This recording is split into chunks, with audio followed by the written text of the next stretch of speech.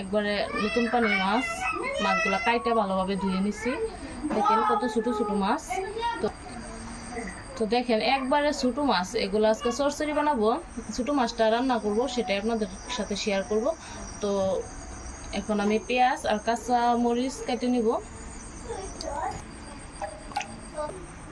এখানে আমি বড় সাইজের 2টা পেঁয়াজ নিয়ে নিছি।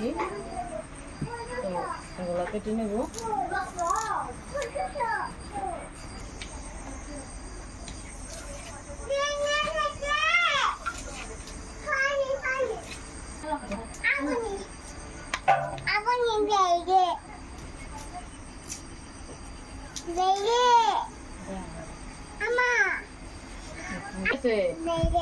বেলপিন্ডি আছে।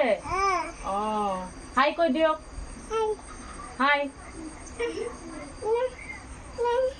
তো এদিক দিয়ে ময়না আচ্ছা আপনি বেলপিন্ডি আছে বলে, তো ময়না এখন চলে গেছে। তো আমার পেঁয়াজ কাটা হয়ে গেছে। পেঁয়াজগুলো এখন ভালোভাবে কুচি কুচি করে কেটে নিব।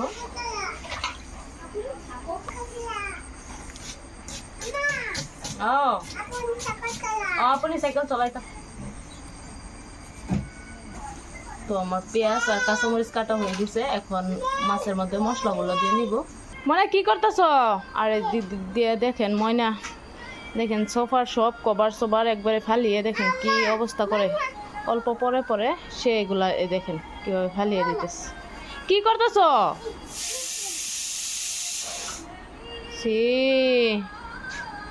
আর সে ভালো না, আর সে বদমাস হয়ে গেছে।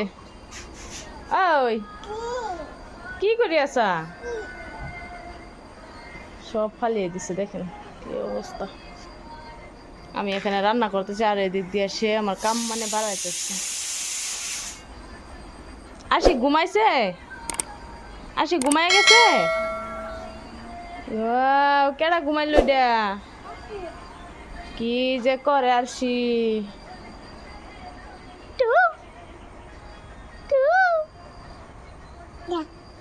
দা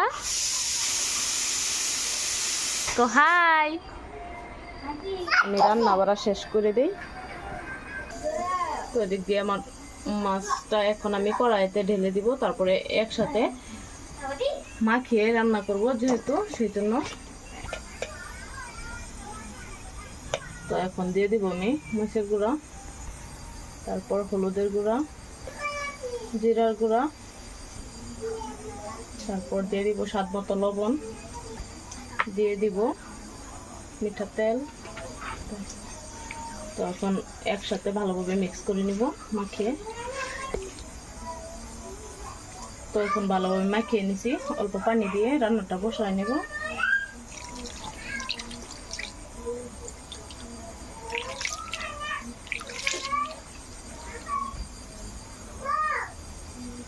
তো এখন গ্যাসটা জ্বালিয়ে নেব। তো গ্যাস জ্বালিয়ে নিয়ে বসায় নিলাম রান্নাটা। এখন ঢাকনা দিয়ে ঢেকে দেব সবজিটা রান্না হওয়া পর্যন্ত। এই রান্নাটা কিন্তু একদমই সহজ।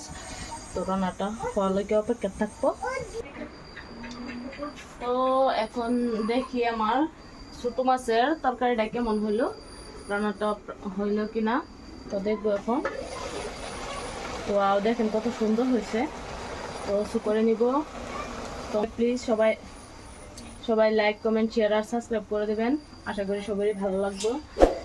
এভাবে কে কে রান্না করে খান কমেন্টে জানাবেন। দেখেন ছোট মাছের তরকারি রান্না করলাম আজকে, চচ্চড়ি বানালাম, রান্না করলাম আজকে, এটুকুই আপনাদেরকে দেখালাম। তো আজকে ভিডিও থেকে বিদায় নিলাম। আল্লাহ হাফেজ।